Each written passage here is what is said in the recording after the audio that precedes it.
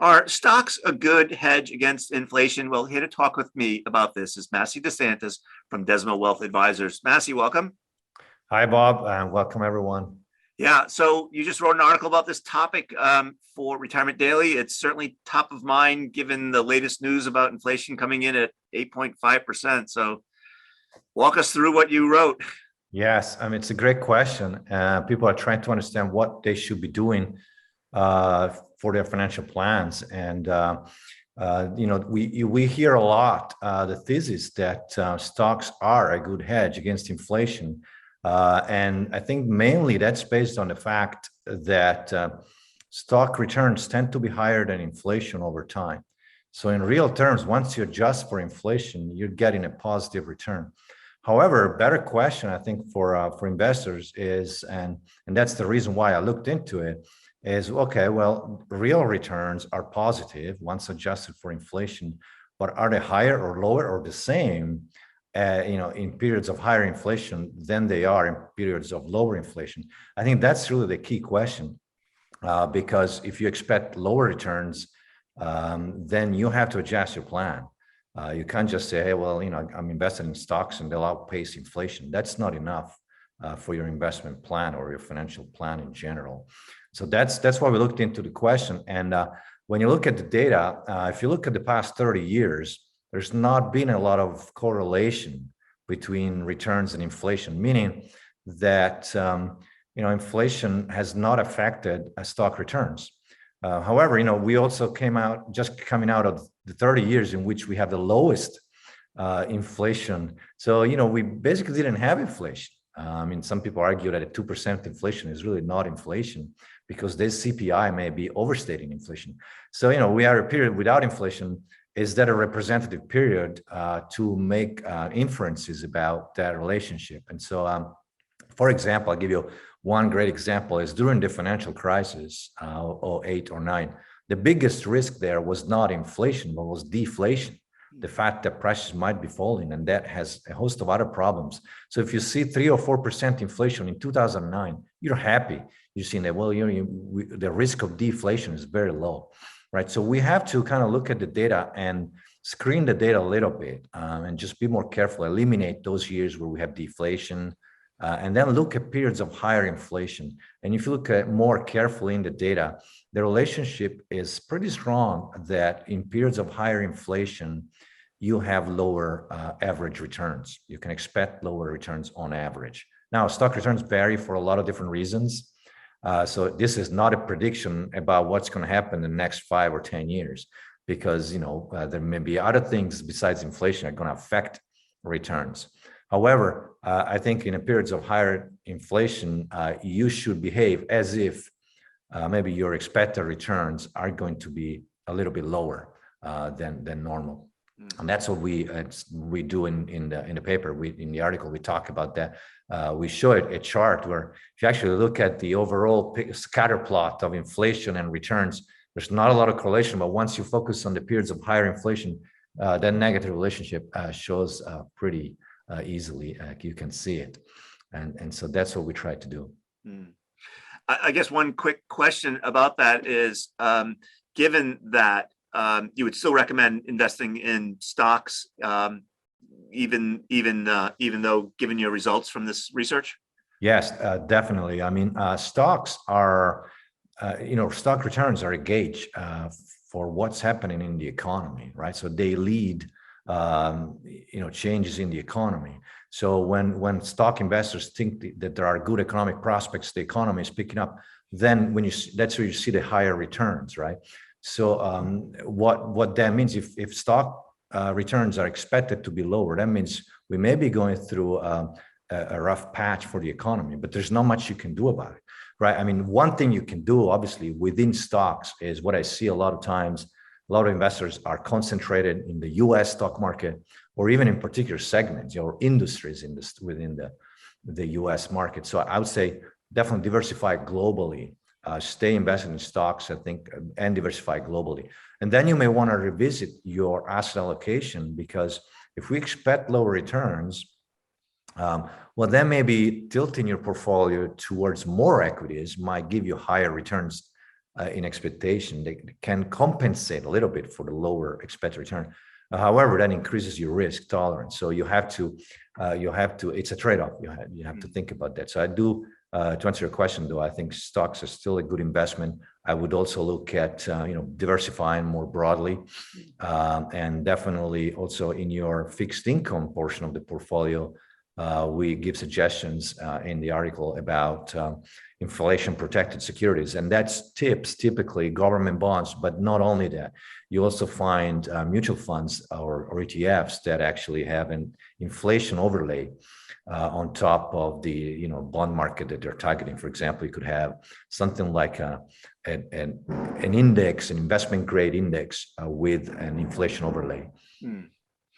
You also talk in the article, Massi, about some tips and tricks to help you save more, that you might want to increase your savings rate during periods. Yes, I think so. I mean, definitely.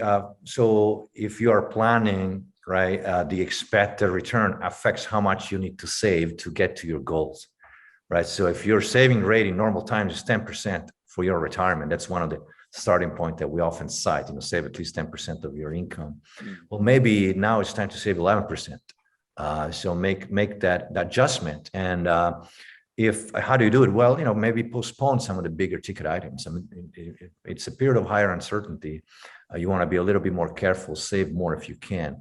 And so that's the first suggestion I would give. Obviously, if you're planning for retirement, you can also think about, okay, what is the effect of retiring a year later? Maybe that's what people need to think about. Be a little bit more careful with their decision making. Right. And for folks who are in retirement, they may have to use a dynamic withdrawal policy too during periods. Yes, definitely. So I think the biggest risk of inflation really is for people who are at retirement or in retirement. The first 5 to 10 years in retirement have an oversized impact over the entire retirement period, like 30 years. That's what we call sequence risk sometimes. But it's really, if you're drawing down from your portfolio and you have some unexpected bad years in the beginning of the retirement period, that may affect your ability to sustain income for the long haul. And so that's definitely what I suggest people to do is, maybe look at how your real wealth is doing. And typically what you want to see is in the first 5 to 10 years, you don't want to change it don't want to see it declining too much as you draw down from that portfolio. So, there is this rule, the 4% rule. I talk about it. Obviously, the 4% rule is derived from historical data. So it does include periods like the 70s where you had high inflation. And typically, though, nobody really starts with 4%. I mean, most of the clients, we start with a little higher level. And then maybe we go down or we make adjustments along the way. So if you're spending too much more than 4%, you may want to lower your spending relative to your wealth, closer to that 4% level. Yeah. So I know we've covered a lot of ground, and I know you didn't necessarily cover this in the article, but everyone is wondering about inflation and how long it might last and how long you might need to make these adjustments to your portfolio. Any wild guesses around what the future holds? It's hard to make a guess. I can tell you historically, when inflation gets to this level, there is a real risk that it may stay a little bit higher for a while. And so, we may be facing inflation for next year, 2-3 years, maybe even a heightened inflation. So think about, even if the CPI does not increase for a while, the inflation relative to a year ago is still going to be a little higher than average. Just because most of the inflation we've experienced in the second half of 2021. So that higher rate is going to be with us for a while.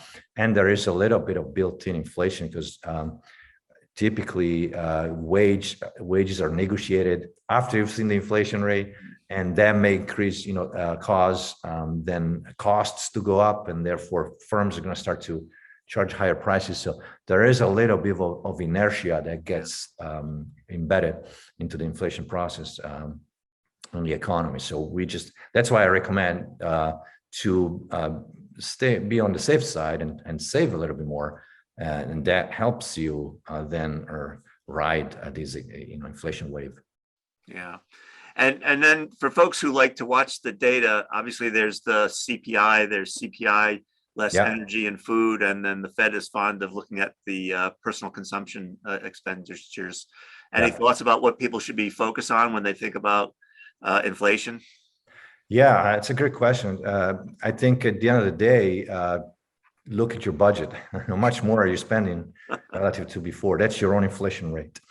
And the CPI-U, I think it's the most useful for consumers or like us. Yes, the Fed will use the core inflation numbers, but that's because they use that number to guide their monetary policy. They don't want to overreact, in their monetary policy. And maybe, we should also think in those terms too, and not overreact with our plans. So definitely, look at the core CPI as well and see, hey, maybe if I see that the inflation, or it could be also even in your area, your geographical area, if you look at CPI and you go to the BLS, the Bureau of Labor Statistics, you'll see that they have statistics for different areas. For example, the South has a slightly higher inflation rate than the North states. And so obviously look at what's going on in the core inflation, but then make some adjustments based on your own experience. Yeah. Well, Massi, we've covered a lot of ground. Anything we missed or anything that you'd like to reemphasize before we wrap up?